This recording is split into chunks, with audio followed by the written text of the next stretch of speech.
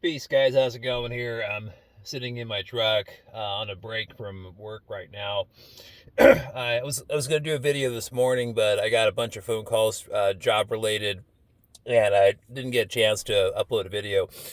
So I decided to do one on my break. And in this video today, I want to share a story from Robert Monroe. Some of you are familiar with Robert Monroe. He's a famous astral projector, out-of-body experiencer, author. He had a OBE research facility, I think in Virginia, like in the 60s and 70s and 80s. The facility's still there. The Monroe Institute's still there. But Robert Monroe passed away, I believe, like 20 years ago. I've never really read his books, but I know a lot of you who are subscribed to the channel have referred me to checking out a couple of his books to read. I just haven't had a chance to do that yet, but I am familiar with who he is. And in this video, I want to share one of his stories that really resonated with me because I've had several similar experiences in the ghost plane, or what I call the etheric plane. Robert Monroe mentioned an experience that I heard once, and I'm going to share that right now. So he was out of body. I think it was maybe like in the 70s or something, or 60s when he was younger. And he was out of having a real-time out-of-body experience projection in the etheric plane, ghost plane. And he was wandering around the streets of like New York or something, or somewhere around that area. And as he was wandering around his out-of-body experience, he all of a sudden felt like this energetic tug, energetic pull. I think it was on his chest area, I believe, if I'm not mistaken. And so what happened was he followed this tug, and it led him to this alley where he found this teenage boy, younger person, maybe even an 18-year-old boy. I mean, man. And he was hiding behind some like dumpsters or trash cans or something like that. Like he was hiding from the police, right, or something, or not from the police. He was hiding from the police, I believe. Or that's how he's explaining the story. And he goes up to this kid and asks him what he was doing. And the kid said that they were after him, that they were chasing him, blah, blah, blah. And he's like, "Who's chasing you?" And he said, the cops. And then Robert Monroe, and I believe he had a doctor. He was a doctor too, I believe. He developed this psychic ability to read people's thoughts while out of body. And I've kind of experienced that too, where you focus on a etheric being or astral being's head area, and all of a sudden you start getting all these different thoughts and images and visualizations of like what they're thinking, and he started doing that, and he realized that he had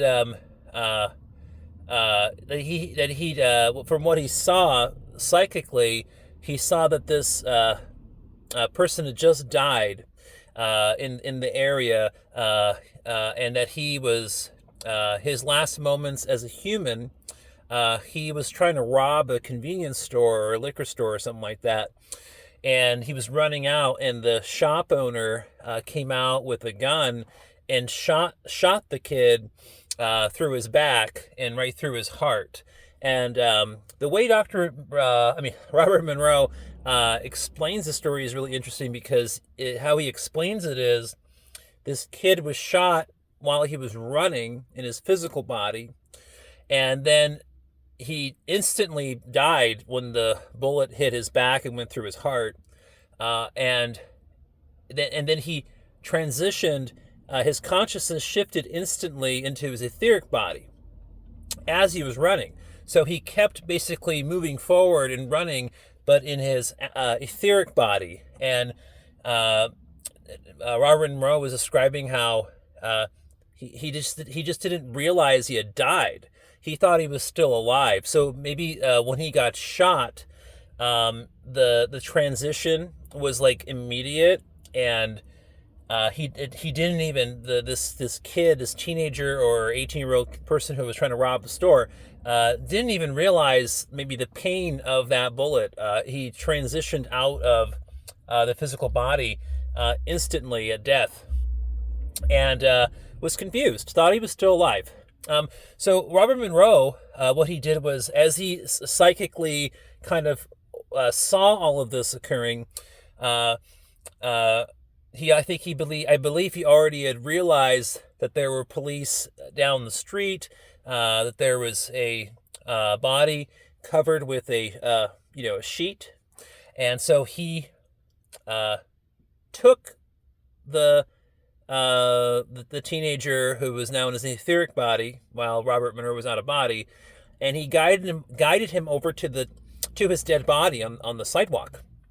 And so when this teenage kid, as a ghost now, saw the sheet over the body, he automatically knew that that was his physical body. So like Robert Monroe kind of assisted this kid or young man, however old he was, in this transitional process. If it wasn't for Robert Monroe having a random out-of-body experience and running into this situation, this person, who knows how long it would have taken this person to even have realized that he had been shot and that his physical body was actually dead. So it's a really interesting story. That story always stuck out in my mind. I've had a lot of etheric plane run-ins with groups of ghosts, or just just individual ghosts, and so a lot of them are like, the ones that just look like regular humans.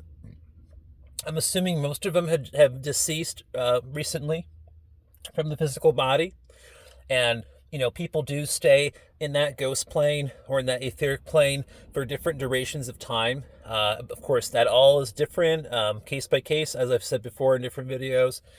And then you have other entities that live permanently in the etheric ghost plane. And I've also talked about that in some other videos before too. But the thing with beings that have permanently settled into the etheric plane, they have to sustain their prana, they have to sustain their etheric energy, their vitality, and so they have to take it from living beings. That's why there's vampire-like entities, witches, beings that feed off of sexual energy, so they have to survive somehow. So anyways, I just wanted to make a short video. I only have a 10-minute break here before I got to get back to work. But yeah, I just wanted to share that Robert Monroe story because I really resonate with it. I think it's really interesting, and that's that. All right, talk to you guys soon. Talk to you guys tomorrow. Peace. Bye.